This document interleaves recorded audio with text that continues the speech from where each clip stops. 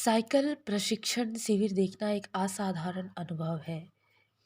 किला कुरुची गांव में सभी साइकिल सीखने वाली महिलाएं रविवार को इकट्ठा हुई थीं। साइकिल चलाने के आंदोलन के समर्थन में ऐसे आवेग देखकर कोई भी हैरान हुए बिना नहीं रह सकता।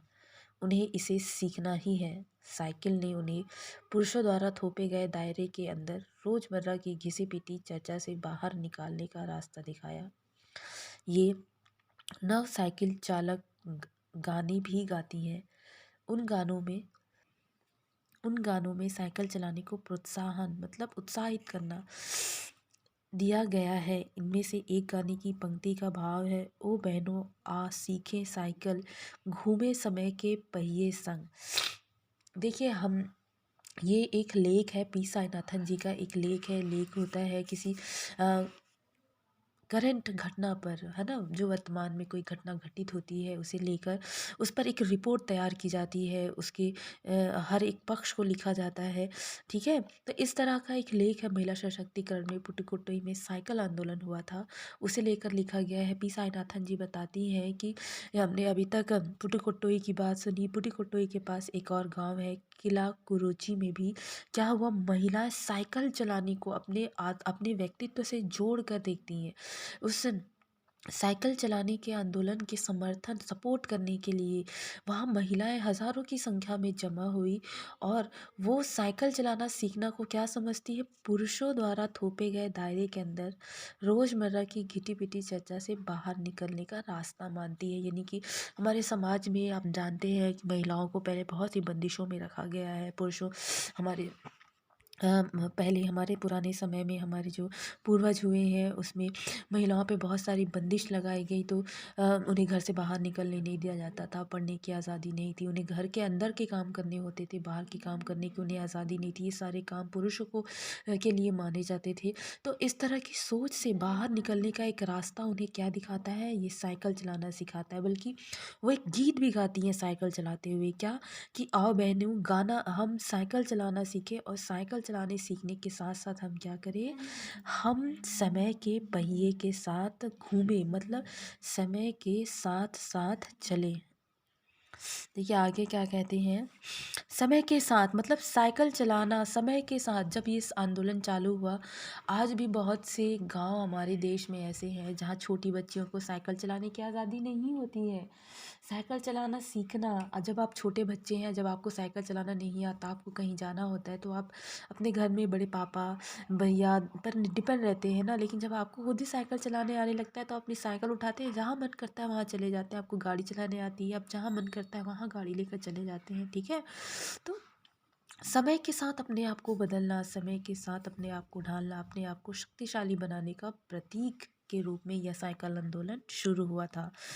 जिन्हें साइकिल चलाने का प्रशिक्षण मिल चुका है उनमें से बहुत बड़ी संख्या में साइकिल सीख चुकी महिलाएं अभी नई नई साइकिल सीखने वाली महिलाओं को भरपूर सहयोग देती हैं। उनमें यहाँ न केवल सीखने सिखाने की इच्छा दिखाई देती है, बल्कि उनके बीच यह उत्साह भी दिखाई देता है कि सभी महिलाओं को साइकिल चलाना सीखना चाहिए। ऑब्वियसली जो सीख चुकी हैं, जिन्होंने लोगों की कड़ी आलोचना सहा है, लोगों ने जिनकी बुराइयां की, जब उन्होंने साइकिल चलाना सीखा, जब उनकी नई जनरेशन साइकिल चलाना सीख रही है, तो ऑब्वियसली वो उन्हें सपोर्ट करेंगी ना। ये तो बहुत साधारण सी बात है। वो उन्हें उत्साहित करती है कि आप साइकिल चलाना सीखिए, ये बहुत ही आपको आत्मनिर्भर आत्मविश्वास से भर देता है। आप बच्चियां हैं, आप साइकिल चलाती हैं, आप भी इस चीज़ को खुद भी महसूस करती होंगी। 1952 में अंतर्राष्ट्रीय महिला दिवस के बाद अब यह जिला कभी भी पहले जैसा नहीं हो सकता। हैंडल पर झंडियां लगाए, घंटियां बजाते हुए साइकिल पर सवार 1500 महिलाओं ने पुटुकोट्टई में तूफान ला दिया। महिलाओं की साइकिल चलाने की इस तैयारी ने यहाँ रहने वालों को हक्का बक्का मतलब आश्चर्यचकित कर देना, आश्चर्य में डाल देना, हक्का बक्का कर दिया। ठीक है, 1952 की ये बात हो रही है, 1992 की ये बात हो रही है, जब अंतर्राष्ट्रीय महिला दिवस पर इस जिले में क्या हुआ, 1500 महिलाओं ने पुटुकोट्टई में साइकिल चलाकर महिला सशक्तिकरण, महिला जिसे इंग्लिश में महिला एम्पावरमेंट कहा जाता है, को क्या किया, समर्थन दिया और अपनी आत्मनिर्भरता, अपने सशक्तिकरण को साबित करके इतना बड़े समूह में 1500 महिलाएं, आप समझ रही हैं, 1500 वुमेन्स ने एक साथ साइकिल चला के अपनी आत्मनिर्भरता जाहिर करके वहाँ रहने वाले लोगों को, आसपास के जिलों को, गांव को, यहाँ तक कि पूरे देश को क्या कर दिया, आश्चर्यचकित कर दिया था। एक ऐसा गांव जो कुछ समय पहले, कुछ सालों तक क्या था, सबसे पिछड़ा हुआ गांव था और जहाँ की महिलाएं अशिक्षित और दूसरों पर आश्रित थी, वहाँ की महिलाओं ने ऐसा कारनामा कर दिखाया था। इस सारे मामले पे पुरुषों की क्या राय थी? इसके पक्ष में आर साइकिल के मालिक को तो रहना ही था। इस अकेले डीलर ने यहाँ लेडीज साइकिल की बिक्री में साल भर के अंदर काफ़ी वृद्धि हुई। माना जा सकता है कि इस आंकड़े के दो कारणों से कम करके आंका गया। पहली बात तो यह कि ढेर सारी महिलाओं ने, जो लेडीज साइकिल का इंतज़ार नहीं कर सकती थी, जेंट्स साइकिलें खरीदने लगी। दूसरी, उस डीलर ने बड़ी सतर्कता के साथ यह जानकारी मुझे दी थी। उसे लगा कि मैं बिक्री कर विभाग का कोई आदमी हूँ। राइट। देखिए क्या कह रहे हैं। ऑब्वियसली अब इतनी बड़ी 1500 महिलाओं ने साइकिल चलाया और उसके बाद भी ये जो है कंटिन्यू जारी है, तो हम समझ सकते हैं कि वहाँ डीलर मतलब किसी सामान को बेचने का अधिकार रखने वाला व्यक्ति, उस गांव में एकमात्र साइकिल बेचने वाला व्यक्ति कौन था? आर साइकिल दुकान थी वहाँ, आर साइकिल, ठीक है। उसके डीलर ने साइकिल बेची और ऑब्वियसली उन्होंने बहुत सारे पैसे कमाए होंगे जब इतनी सारी महिलाओं ने साइकिल खरीदे तो। और बहुत ही डर डर कर हमारे लेखक को ये जानकारी दी कि उन्होंने कितनी साइकिलें बेची। कुदिमी अनामलाई की चिलचिलाती धूप में एक अद्भुत दृश्य की तरह पत्थर के खदानों में दौड़ती भागती 22 वर्षीय मनोरमणि को लोगों ने साइकिल सिखलाते देखा। उसने मुझे बताया, हमारा इलाका मुख्य शहर से कटा हुआ है। यहाँ जो साइकिल चलाना जानते हैं उनकी गतिशीलता बढ़ जाती है। देखिए, हम तमिलनाडु के गांव के बारे में ही पढ़ रहे हैं। अनामलाई वहाँ एक बहुत ही फेमस जगह है ना। वहाँ ये पहाड़ी एरिया है, पहाड़ों पे साइकिल चलाना बहुत मुश्किल होता है और जनरली पहाड़ों पे बसे हुए घर दूसरे मुख्य शहर से अलग होते हैं, क्योंकि पहाड़ तो शहर से बाहर होते हैं ना।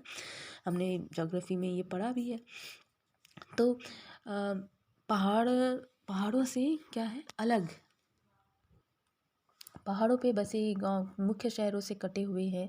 और जिन लोगों को साइकिल चलाना आता है उन्हें आसानी से काम मिल पाता है, क्योंकि इससे उनकी गतिशीलता बढ़ जाती है। क्या हो जाती है?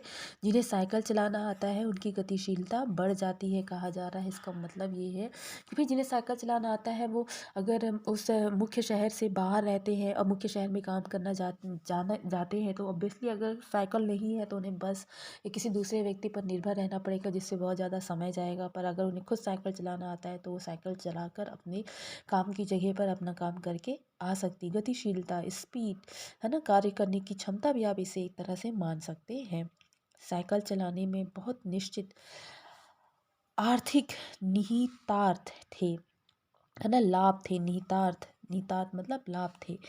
इससे आय में वृद्धि हुई है। यहाँ की कुछ महिलाएं अगल बगल के गांवों में कृषि संबंधी अथवा अन्य उत्पाद बेच आती हैं। साइकिल की वजह से बसों के इंतज़ार में व्यय होने वाला उनका समय बच जाता है।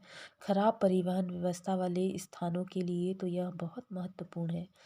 दूसरे, इसमें इन्हें इतना समय मिल जाता है कि ये अपने सामान बेचने पर ज़्यादा ध्यान केंद्रित कर पाती हैं। साइकिल चलाने के देखिए उन वहाँ की महिलाओं को क्या क्या फ़ायदा हुआ ये बताया जा रहा है। बहुत से आर्थिक लाभ उन्हें हुए। जैसे महिलाएं अपने गांव से लगे हुए दूसरे गांव में साइकिल पर जाकर अपने दूध से बने हुए सामान, कृषि के सामान जैसे भाजी सब्जी तरकारी वगैरह बेच जाती हैं। उनका समय बचता है और सबसे महत्वपूर्ण बात, उनका सारा ध्यान अपने काम पे रहता है। उन्हें इस बात की चिंता नहीं रहती है कि उन्हें बस पकड़ना है, उन्हें लेट हो जाएगा। इस तरह की चिंताओं से मुक्त होकर वो अपना काम कर पाती हैं।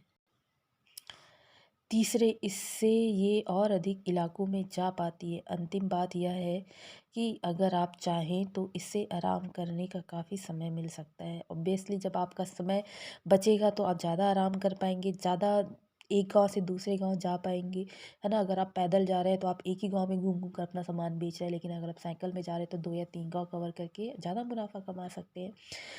जिन छोटे उत्पादकों को बस का इंतज़ार करना पड़ता था, बस स्टॉप पर पहुंचने के लिए भी पिता, भाई, पति या बेटों पर निर्भर रहना पड़ता था। वे अपना सामान बेचने के लिए कुछ गिने-चुने गाँव तक ही जा पाती थी। कुछ को पैदल ही चलना पड़ता था, जिनके पास साइकिल नहीं थी वे अब भी पैदल ही जाती हैं। फिर उन्हें बच्चों की देखभाल के लिए या पीने का पानी जैसे घरेलू काम के लिए भी जल्दी ही भागकर घर पहुंचना पड़ता था। अब जिनके पास साइकिलें हैं वे सारा काम बिना किसी दिक्कत के कर लेती है। इसका अर्थ यह हुआ कि अब आप किसी सुनसान रास्ते पर भी देख सकते हैं कि कोई युवा माँ साइकिल पर आगे अपने बच्चे को बिठाए पीछे कैरियर पर सामान लादी चली जा रही है। वह अपने साथ पानी से भरे 2 या 3 बर्तन लिए अपने घर या काम पर जाती देखी जा सकती हैं।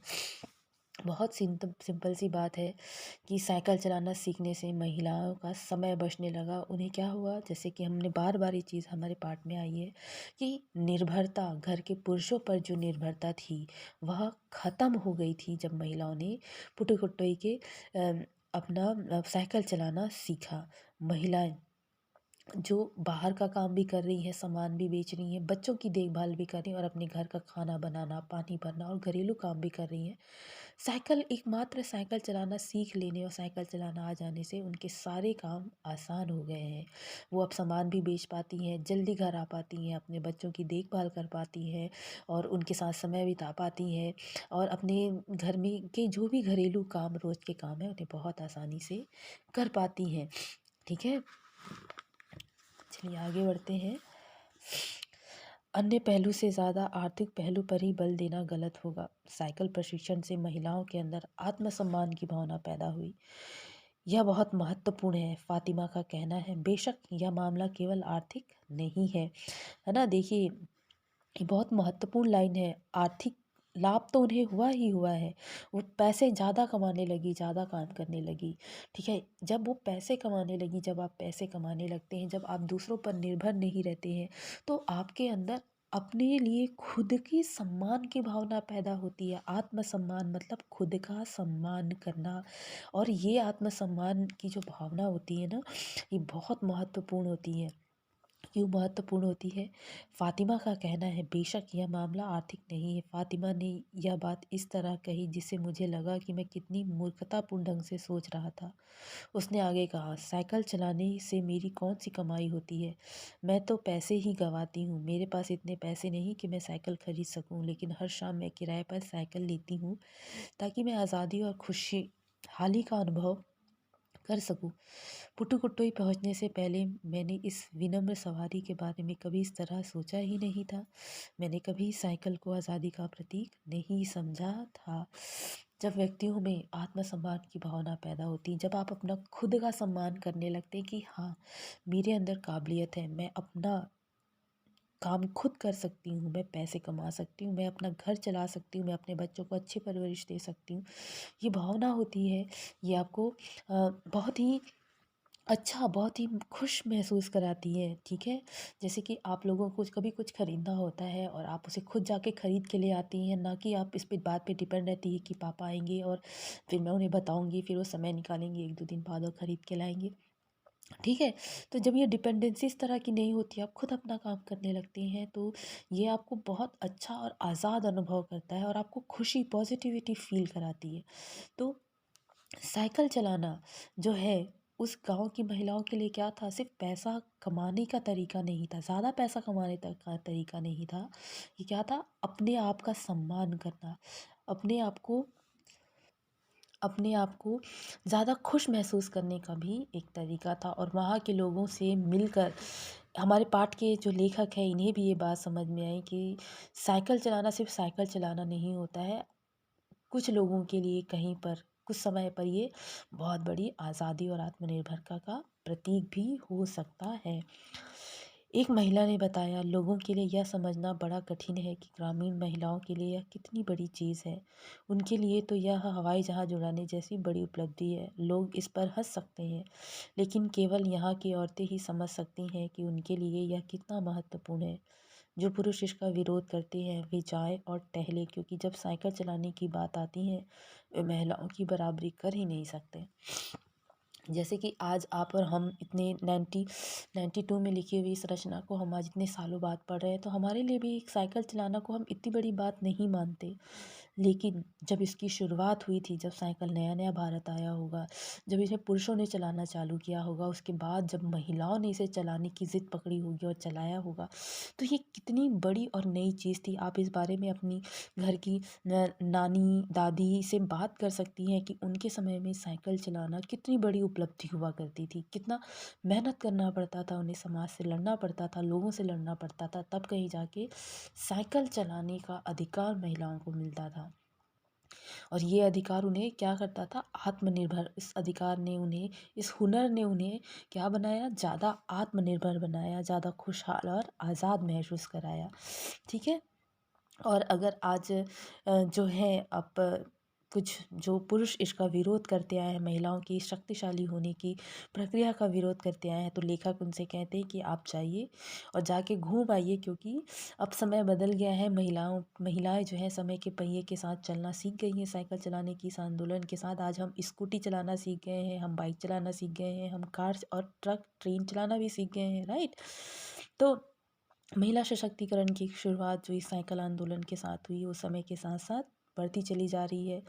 पहिए का पहिया वही है, साइकिल के पहिए से वो दूसरे पहिए में गाड़ी, स्कूटी, ट्रेन, ट्रक, बस, इनके पहिए में बदल गया, पर महिलाओं का जो इसे चलाने की जो खुशी है, जो प्रक्रिया है आत्मसम्मान का, वो आज भी उसी तरह चल रहा है। तो यहाँ आपका ये पाठ खत्म होता है प्यारे बच्चों, और इसमें हमने एक बहुत ही सुंदर सी कहानी पढ़ी है पी साईनाथन जी की, महिला सशक्तिकरण के विषय में।